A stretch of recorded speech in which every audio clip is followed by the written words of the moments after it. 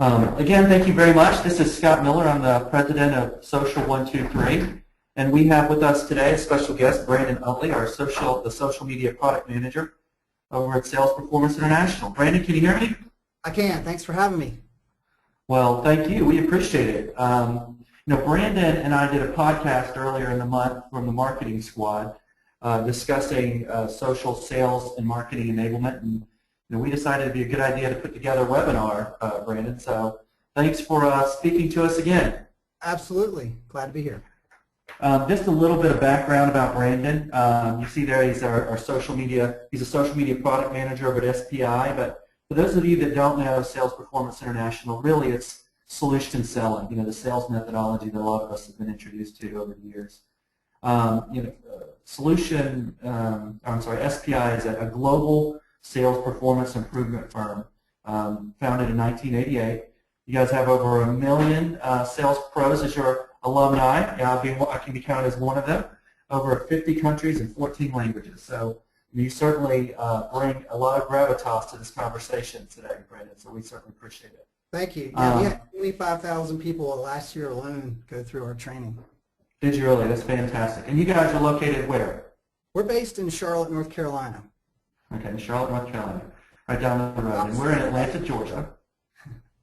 We're in Atlanta, Georgia. And Social123, for those of you who don't know, we're a social sales enablement company. We help companies gather the most accurate and detailed data to develop targeted leads and lists and enable that inside of a CRM, such as Salesforce, Sugar, or Eloqua. So we have a couple of giveaways today. You see a white paper that Brandon's written on social media for sales, and so at the end of the webinar, we'll show you how to download that. And then we also have at Social123 a giveaway in terms of 50 free social leads, right? So we will begin. Just a couple of housekeeping issues. Over to your right-hand corner, you see the dialog box. You were invited to raise your hand for questions. Type them into the dialog box, and we can certainly see if you have any questions. We'll answer the questions at the end, and we'll get to as many as we possibly can. So without further ado, we'll go through our agenda and what we'll discuss today. Brandon's really going to touch base on the explosion of social media sites and how social media is impacting sellers. I'm excited to see how buyers have changed. The whole buyer-seller paradigm has really been rearranged by social media and Web 2.0 technologies and techniques. And then the benefits of social selling and how we're going to embrace social media as part of your sales process. And then I'll take over in terms of being a presenter and show you what Social123 is doing to help our customers with social lead generation and social sales enablement. And then we'll wrap it up, if that sounds good to you guys. So, Brandon, I'll hand it over to you. Tell us a little bit about the rapid growth in social media. Absolutely. Well, it almost goes without saying that we're just in the midst of this sea change in communications. And of course, we are all well aware of the fact that these networks have exploded over the past 5 years or so. As you can see, Facebook now tops over 1 billion users worldwide. Newer networks like Google Plus that a lot of people claim is dead and dormant and that kind of thing, they have over 500 million users. It's not too shabby, especially the fact that they own the #1 search engine in the world, and now posts that go into Google Plus, their network, are starting to affect search results. Then you have the professionals network that we're all very familiar with, which is over millions of users as well. 500 million, or excuse me, 200 million in 2012. So all these networks and many others are just growing like weeds, and it's incumbent on sellers to embrace these new tools as part of their repertoire. I don't see Twitter on there, Brandon. What do you guys think of Twitter as a social selling tool? Oh, good point. I'm actually a huge Twitter fanatic, and I'm glad you asked, because Twitter's growth definitely has slowed down, but it's still growing. It'll probably grow about 4% this year. They hit over 500 million users worldwide last year as well. But the crazy thing about Twitter is, as we know, whether it's football players with their fake girlfriends being exposed or worldwide events, everything under the sun is exposed on Twitter.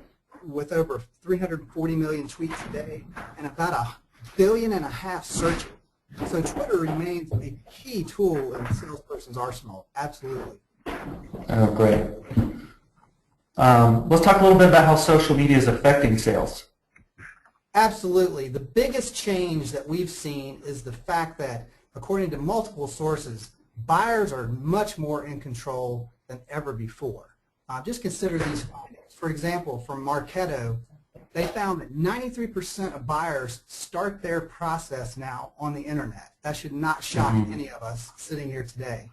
IBM did a study last year of 1,000 global buyers and found that more than 1/3 of them had used social media to engage with vendors. And again, these are from studies in the past year or two. Happy to send links as well. And then finally, there's a good stat from Demand Gen, which in 2012 did a study called Inside the Mind of the B2B Buyer. And they found that more business buyers are using social media as part of their purchasing decisions. In fact, they surveyed more than 170 B2B buyers and found that 72% of them are using social media to research their solution purchases. That's very significant. Yeah, what does that mean for sellers that have traditionally held all the power and all the information in the buying process, that now they really don't have the same type of leverage that they used to have? Well, if you'll go to the next slide, we'll talk about this in the context of how buyers buy.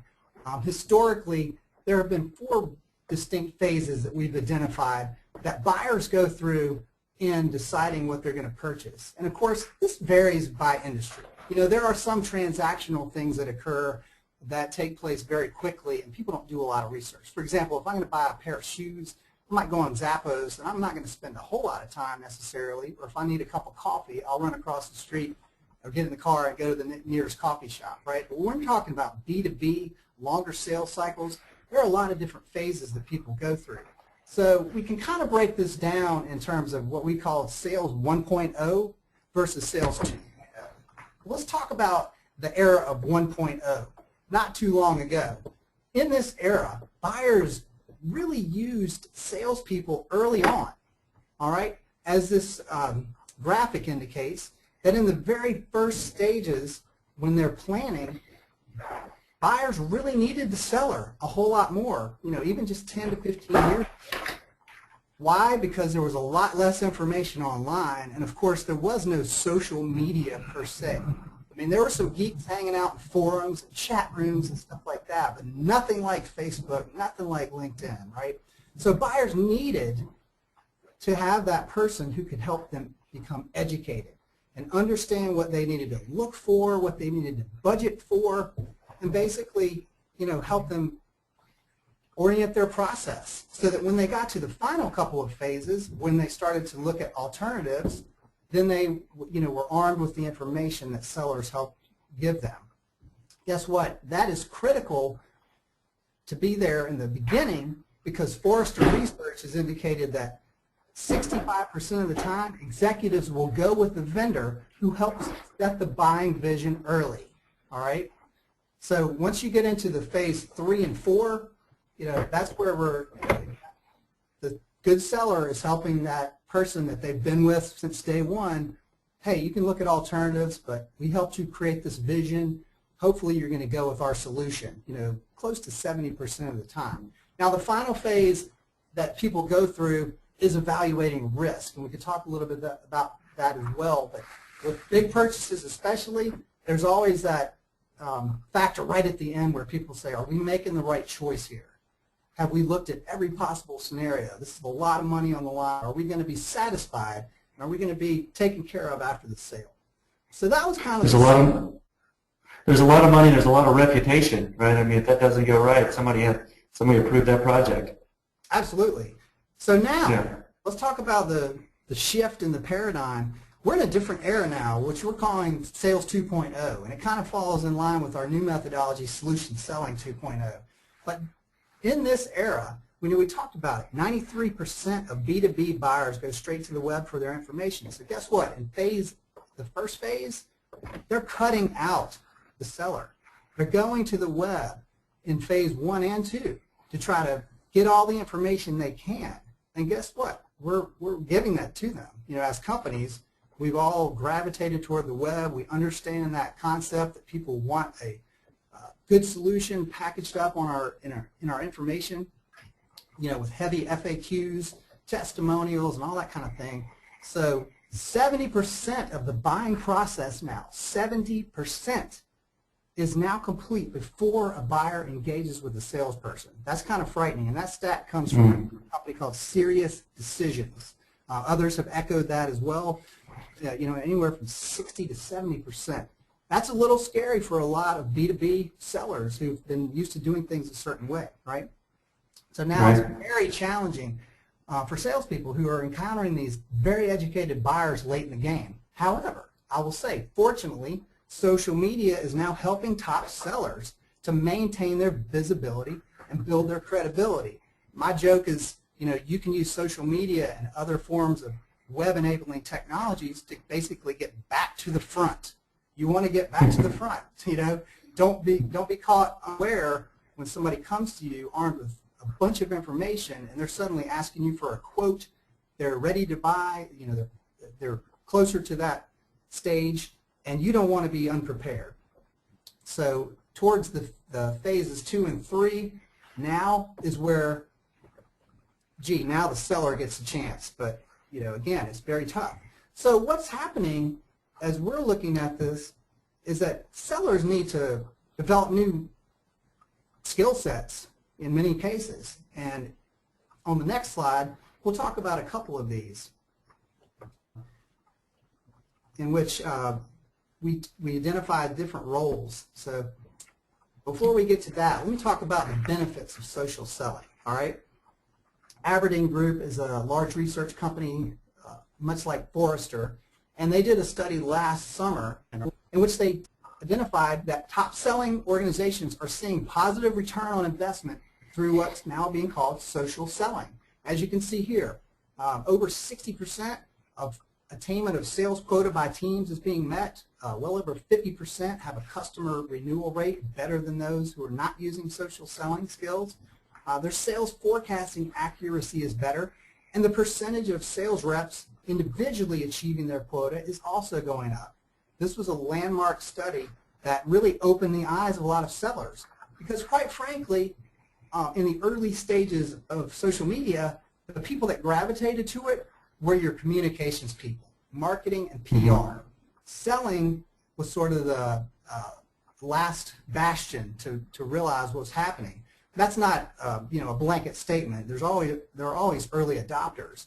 But again, now, as you're seeing, Scott, people that sell stuff for a living are saying, hey, wait a second, we want to be part of this as well. How do we embrace these tools? That also means that you need to figure out who is already using social media in your organization. Is it customer service, marketing, PR? And the answer is probably yes. So you need to work with them to understand what they're doing and how you can integrate in with that, complement their efforts.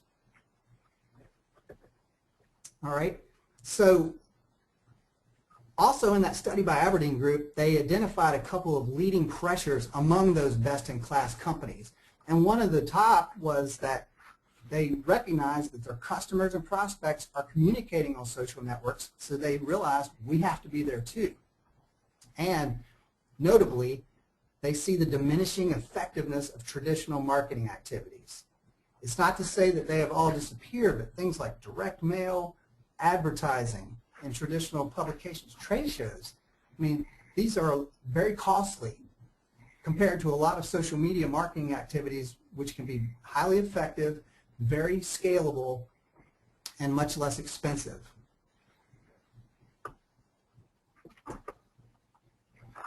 All right, so let's talk about the evolution as we see it in sales. What salespeople are going to have to do to win more deals? Number one, they're going to need to understand the need to utilize social media.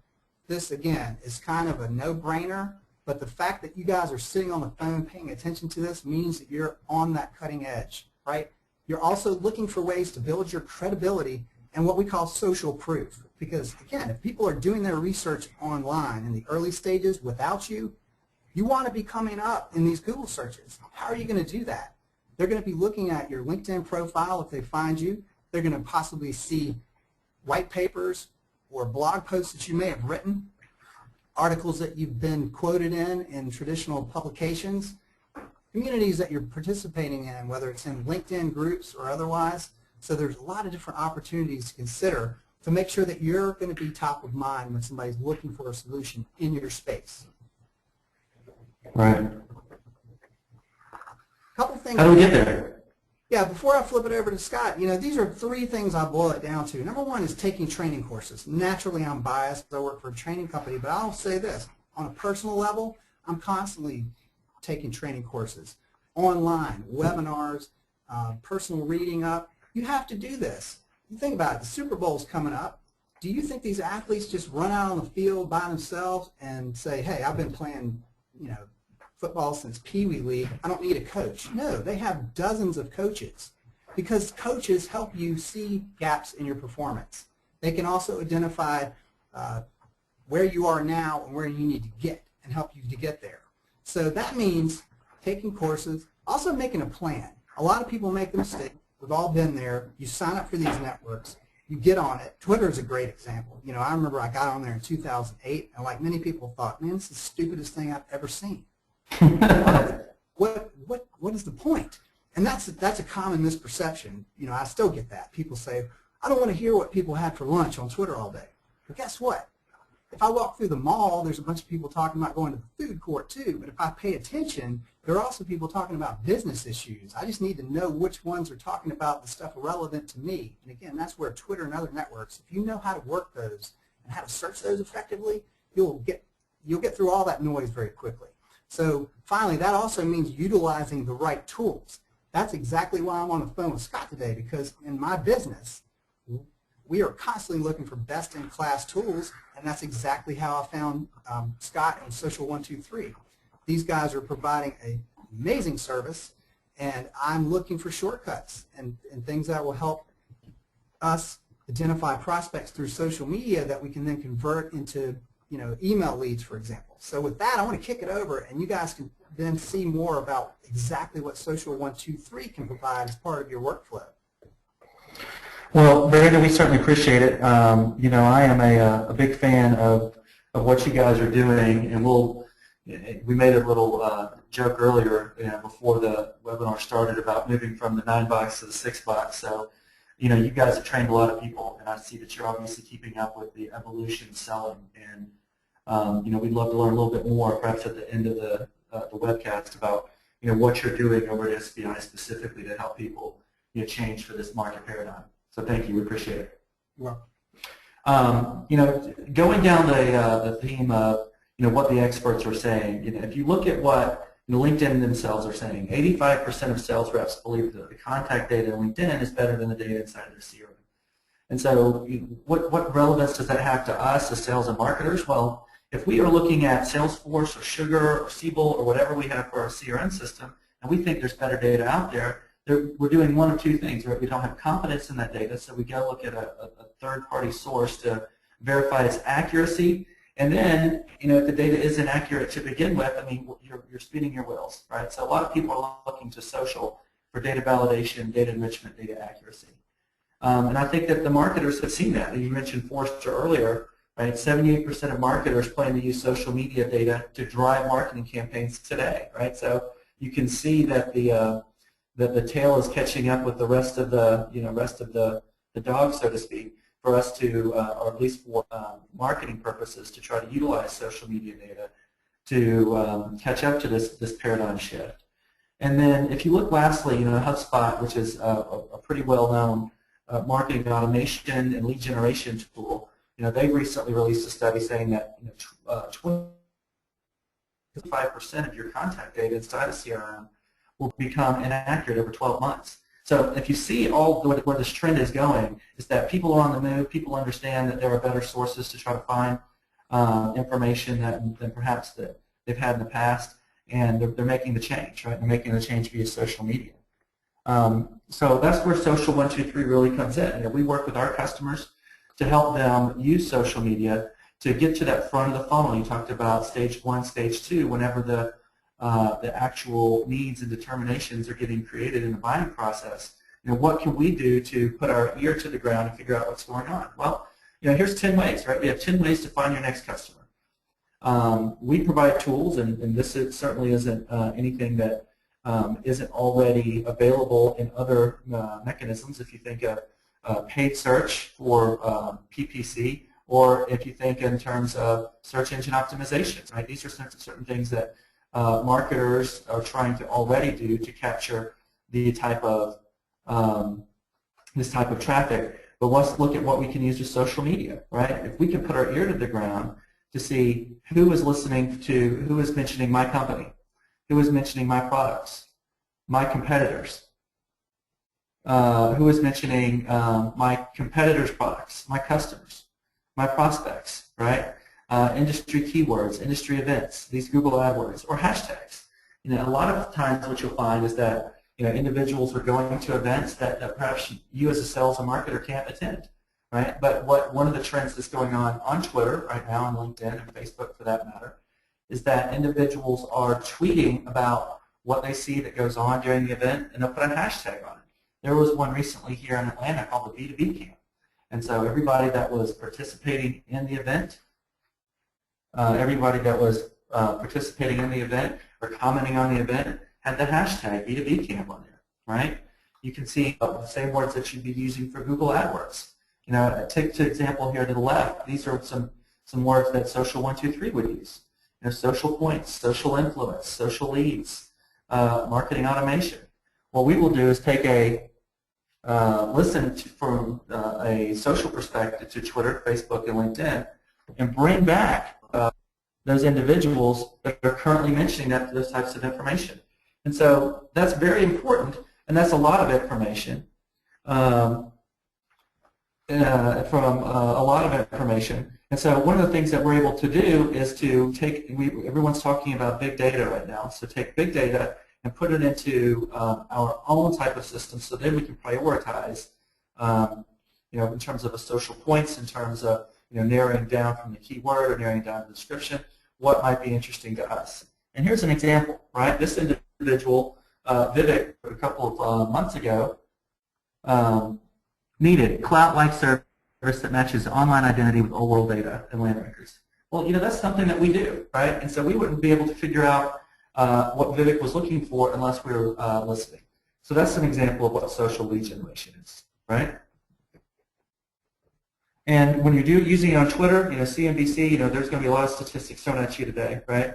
But in terms of CNBC, has stated that Twitter users are 24% more likely to make an online purchase than an average internet user. So this is one example about using the information, and I'll take it, and I'll give you the 10 ways to find your next customer here. Listening for your company, your products, your competitors, products, customers, prospects, industry keywords, industry events, Google AdWords, hashtags. Bring that information in, finding ways to prioritize it through either location, through demographic of the mentioner, or through other scoring mechanisms so that you can bring new leads into your organization, right? Another way that we see social as a lead generation tool is looking at an individual and their followers to see if these might be good people that could be our next prospects. And so here's an example of using Twitter as a data source. So this good-looking young gentleman right here is Aaron Bedard, our CEO, and this is his Twitter page. So if you take a look at what's available on that Twitter page, it's basically you're starting to bring up a profile. His first name, his last name, his location, a URL for which he's associated, a self-description so that we can find do some keyword targeting. And you see that last little number right there, the number of followers, right? These are the number of followers that have chosen to follow Aaron. So now we have to take an intellectual leap. Why would someone choose to follow Aaron Bedard? Well, outside of being his friends or family, right, one of the reasons why they would do that is they are very interested in what Social123 has to say and what Aaron has to say about them. So the types of individuals that are following Social123 are going to generally be individuals that are interested in social media, social lead generation, social sales enablement.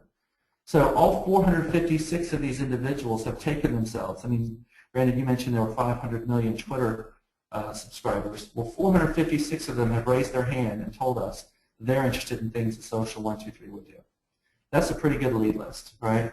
And that's one of the things that Social123 does. We can bring back all the individuals that follow a particular Twitter handle and provide contact level information, and in some instances, an email address.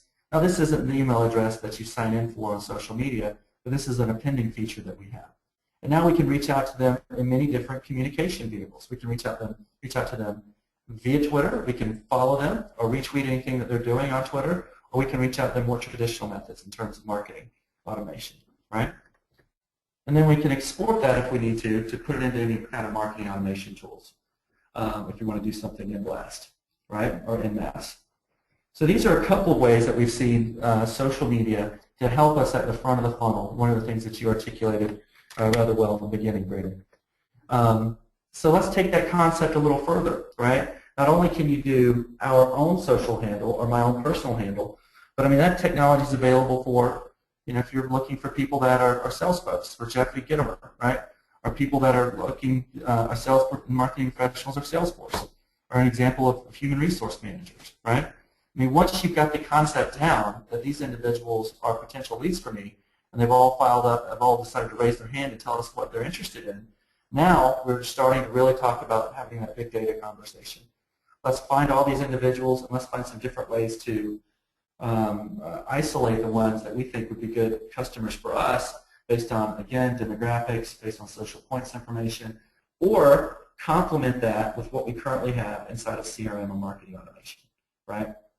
So these are the two different lead generation tools that we provide to help complement and, or arm, I guess is a better way to put the modern social seller, the ones that are being left out in the cold as buyers are starting to leverage Web 2.0 and social media techniques for their initial phases. And what we're doing to help sales and marketers with this type of empowerment, you think about it really 1, 2, 3 in 3 easy steps. You now have the accuracy and confidence in contact data. Right? We talked about before how LinkedIn did a survey where 85% of their respondents thought the data in social media was better than the data in CRM. Right? Well, if you're using social media as your lead source, now you have that accuracy and confidence in the data. Right? You also have an enriched understanding of your individuals. If we understand what interests are individuals, who they're following, who's following them, what they're tweeting, you understand them a little bit better than than perhaps just a static contact list, right? And then last, additional communication channels and lead sources. Everybody's trying to find the better, as you mentioned before, the new tools and techniques to give them that one little piece of competitive advantage, that fleeting piece of competitive advantage that they can have over their competitors, or if you're a small or mid-sized business, to try to get you over the top. And these are really some of those tools and techniques to how to do that, right? So in closing, right, we mentioned a couple of giveaways that Brandon and the guys over at SPI are doing. We encourage you to go to, and we'll send an email out as well after the event to let everyone provide a link to Brandon's white paper, Win with Social Media for Sales. You know, I've read that, Brandon, and it's a fantastic primer on what sellers are doing right now to leverage social media for sale. In terms of what Social123 is providing, for all our attendees today, we're providing 50 free social leads through those 2 tools that we showed you before, and how to provide social media as a lead source. And you can see there ways to do that, social123.com, sales leads and signups. So that will conclude where we're going. Just wanted to let you know about the next webinar in our series that Social123 is going to have Thursday, February 28th at 1 p.m. The title is Social Sales and Marketing Enablement. So in closing, we have a couple of questions. Brandon, can you stick around for a couple of questions from the audience? Of course. So we have a couple of questions in particular. I think from a fundamental perspective, define social selling for us. Give us a couple of sentences if we're looking it up in terms of the dictionary instead of Wikipedia, right? What is social selling? Well, I think in the modern context, we're going to talk about, again, the use of web-enabled technologies and social media sites to supplement and complement the abilities to make connections that you would have normally done offline. But the irony for me is that social selling is often a way to utilize these online tools to build offline connections. I've made so many great connections personally on Twitter first, which is ironic, and then actually met people, later, whether it's weeks or months or even a year or two later, that I feel like I already had gotten to know somewhat. And Scott, I got to brag on you guys because we were talking the other day, and I mentioned the fact that we saw a trigger event where a company had hired a new senior VP of marketing. We had the guy's name. Obviously he was on LinkedIn, but it's difficult to get somebody's email address unless you go through the process of having to connect with them. And sometimes you don't want to. So I threw this guy's name at you, and you said, "Oh, no worries." And then within a couple of minutes, you had his email address that was verifiable at the company level. It was just stunning. So that, to me, I told you, if you can use social media, social selling, if you will, to get better intelligence, that's huge. And to get an email address is so enormously important. Every internet marketer will tell you, it doesn't matter how many Twitter followers you have, how many people look at you on Facebook and stuff, I want an email address because people buy off of email. They don't necessarily buy, right? Yeah, that's exactly right. That's a good example. There really are. It's the. And I would define social selling really as being not only for the savvy sellers and marketers out there, right? They're going to take it, and this has always been the case, right? Even before there was a social media, before there was marketing automation, before there was anything else, right? There was always those individuals that had, the wherewithal and the intellectual curiosity to expand their craft, right? And this is just another example of, the top 80-20 rule, right? The top 20%, again, supporting the 80% that are lagging behind them. And an example of that would be using all the resources that are available to you, right? If you're just allowing, what your sales and marketing department are giving to you in terms of a communication vehicle, in terms of a lead source, in terms of an intelligence tool, right? Then that's not exactly doing everything you can do, right? The idea is taking that contact information, getting the most accurate information, enriched amount of data about that person, right? And having other communication vehicles. Not only do you know more about them and have a more personal and tailored campaign, but you have other ways to communicate with them, right? And because of those tools and techniques, you are going to be better positioned and know your customer better and be better aligned with them in those early stages. So that in stage 3 and 4, when they're making the decision, it's a no-brainer to get with you. That's how I would define social selling. Another question we have is, in terms of SPI in particular, what do you guys do for sales training around social selling? Well, we still do quite a bit of instructor-led training. There's really no better way to do it, in my opinion. You focus your energies and efforts for a couple of days in a class with an instructor, you turn off your smartphones and your devices, and you focus in, and you dedicate the time to it. But we know that people are busy as well, so in addition to that, we also do online learning programs like many companies. So we have a continual learning program component, and we try to be our own best provider. If you're a customer of ours, then we're going to support your social media efforts going forward. We have certain groups that we put together just for alumni, for example, where we continually share our best practices and new tools and tips that we're seeing in the marketplace. Right. And that's in Charlotte, or do you actually do that in the facility of your customer? We do have what we call regional academies, which are open to anybody to come to. And if you go to our website, spisales.com, you can look at the calendar and see those. But mostly, we also customize this at the corporate level. So if somebody at a large company has this need and they have a big sales force and they want to talk about how to take it up a level, we're happy to do that. Yeah, that sounds good. So another question that we have in terms of that for Social123 is, what is the difference between what you guys are doing and, what the other social media management tools that people understand like Hootsuite are doing, right? And, we talked a little bit about this when we were doing our Marketing Squad podcast, right? A tool like Hootsuite is more of a, if you can think of it as a bullhorn, right? I mean, you have a central repository for all of your content that we spend and labor hours and hours over to get to write the right message, right? And this is a vehicle to push it to your different social properties. So think of it as a bullhorn, right? I need it to be on my Facebook page, I need to be on my Twitter page, I need to go to my different properties that I have. So I would make the analogy, the visual analogy, as a bullhorn, for those traditional social media management tools. That's where Social123 is more of a funnel, right? So take that bullhorn and turn it around, and it's a way to acquire all this information to bring it into your organization, whether it be or into your CRM, right? So that you can have this information at your disposal, so that you can now tie it in with your proprietary data that you have with CRM and put together to have what we call a social CRM. So I would make the distinction between those two. Last one we have, right? What are some of the limitations that Social123 has in terms of bringing the data back? Well, some of them. So that's a great question. One of the limitations that we have is, since we work directly with the social media partners, we don't ever bring information back that you're not supposed to see. We respect the privacy rights of every one of our social media partners because we are partners with them.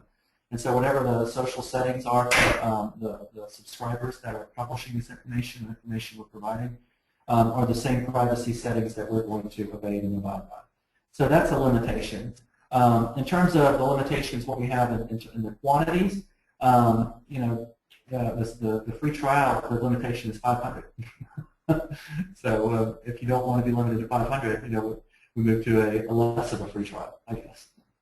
And then lastly, we have a question about Social123 helps me develop leads and tracks the tools. SPI helps me execute using sales methodology platforms. As a seller, what would you both offer as guidance as the best way to determine what platforms to be engaged in to maximize my time effort in the selling world? So, Brandon, I think what they're asking is what are some of the tools, over and above the concepts, right? What are some of the tools that you would recommend? And I will recuse myself of that answer because I obviously would say Social123. Sure. I mean, there's so many, and it just depends on the organization. Obviously, that's a pat answer. I know, saying it depends, but it really does, because it depends on this individual, whether they're part of a larger team and things like that. For example, we work with different partners that provide enterprise-level software for large organizations to be able to publish and distribute content. So, for example, Hootsuite is a great tool that you mentioned on the individual level, or something like Sprout Social for an individual or a small business. But we would recommend more of an enterprise-level tool for larger companies. Again, that would scale quickly, and also do things like archiving of information, which is so important in industries like financial services and healthcare, and give that ability to serve as an internal communications piece as well. Some companies are starting to use things like Yammer or Chatter, which is owned by Salesforce, and these are ways to internally collaborate, which people don't often think about, but they're social media channels as well. But certainly, I would say, cover the basics and make sure that you have a very strong LinkedIn presence and profile. Many people still have challenges with that. Definitely have a Twitter account. Be active on Facebook, even from a personal perspective, just so you know what's going on. But from a business standpoint, people aren't going here. But blogging is huge. So I would talk to people about what they're doing in blogging, what their company is allowing them to do, and things like that. So quite a bit of this really comes back to professional branding. There's a great site called Brand Yourself, and so any individual can go on there and sign up for a free account, and it's fairly eye-opening. It will give you an idea, basically, when you Google yourself, what comes back. And through using their tools for free, or they've got some paid versions, you'll actually influence Google, and over a period of weeks or months, you can start to understand what SEO does for you as an individual seller. It will recommend that you go on sites like Quora, Quora, which is, again, one of my favorite tools. It's an amazing resource for questions and answers, and it's very professional. And when you answer and participate in things around your industry topics, you can develop that kind of thought leadership, and again, get links back to your site, to your website. So those are just a few tools I'd throw out there. But that's the kind of thing that we get into depth with when we sit down in the workshops, or if we're consulting with a company on a one-to-one basis as well. Right. I'll add on to that. I think in terms of building your brand, your personal brand, LinkedIn allows you to be part of 50 groups, and there's no reason that you shouldn't be part of all of those groups. You get a chance to interact with some of your peers or prospects or customers, and that's really what it's all designed for. You think about the cool you guys have a group. I also started one. Anybody's welcome to join it. It's called Social Media Sales Strategies. So exactly what we're talking about. That's another thing. If you don't see a group that fits the mold, make one. Anybody can make a group. It just takes effort. Daily and weekly, you just have to stay after it. Invite people. Put discussions in there. Keep things going. It definitely takes time. That's the other thing people have to realize. It's not a silver bullet. None of this is. It takes a lot of work. The people at the very top of the heap in every industry, they carve out time for social media on a daily basis. Right. Yeah, that's a good example. I think another way for some of our listeners to develop some thought leadership is that you can also develop a daily paper, right? It's paper.li, paper week, and that curates all the content of which you would like to be considered a thought leader about, and sends it out on a daily basis, and you can retweet that information with link backs. There's several great tools like that. Another one's called Twylah, T-W-Y-L-A-H, weird spelling. And another one that I've seen a lot of people using is called Scoopit, which is SCOOP.IT. I mean, again, one of the points is there's tons of tools, and you can kind of get down the rabbit hole too quickly about shiny objects, and you need to rein that back in because, to your point, yes, you can join 50 groups, but you can spread yourself too thin. So it's better to start with 5 that you're going to get into and actually participate in and pay attention to, and then when you're comfortable, expand it out from there. Because I see a lot of people that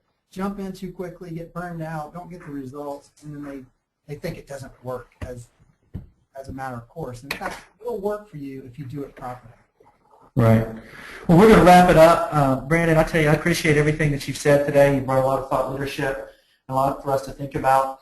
You guys are doing some great things over at SPI to develop modern tools and technologies into your process that almost everybody's been trained on at one point in time, at least been exposed to in terms of the solution selling. It's great to see you guys modernize it, and I'm excited about where you guys are going as a company. In terms of a white paper, please go to the social media site, or SPI sales.com social media, and we'll provide a link to all the attendees to that afterwards as well. And then also don't forget about your availability to have or to claim your 50 or your 500 free social leads from Social123, and we can get you started and show you the best ways to maximize social lead generation techniques. All right, Brandon, thank you. I hope you guys don't get too much snow this weekend, okay? Yeah, same. Thanks a lot, Scott. All right, thank you. Bye.